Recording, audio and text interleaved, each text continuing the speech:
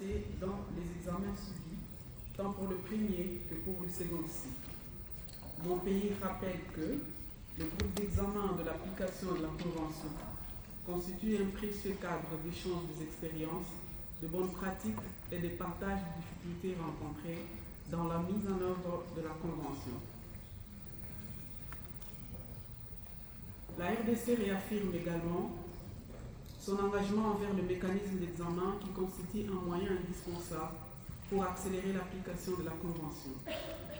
Pour avoir examiné certains pays, tant au premier qu'au second cycle, la République démocratique du Congo s'est inspirée de bonnes pratiques et expériences recensées pour faire avancer ses examens.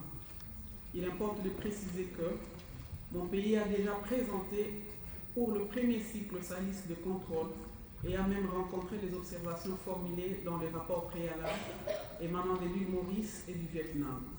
Nous sommes toujours, il faut le souligner, dans l'attente de la double visite du pays. Par ailleurs, pour le second cycle, mon pays, la RDC, a déjà soumis ses réponses à la liste du contrôle et attend les conclusions des examinateurs. Dans un autre registre, la République démocratique du Congo manifeste son intérêt à bénéficier de l'assistance technique de l'ONIDC pour la mise en œuvre de sa stratégie de lutte contre la corruption, axée sur la détection et investigation, la répression et la prévention.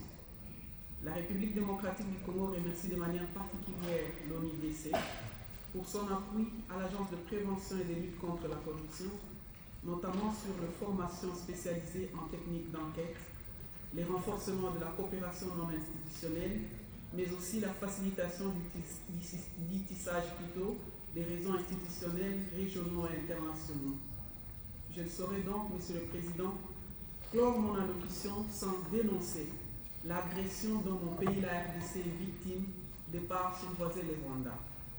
Tel est, Monsieur le Président, à ce stade de travaux, Mesdames, Messieurs des différentes délégations, la déclaration de mon pays, la République démocratique du Congo. Je vous remercie.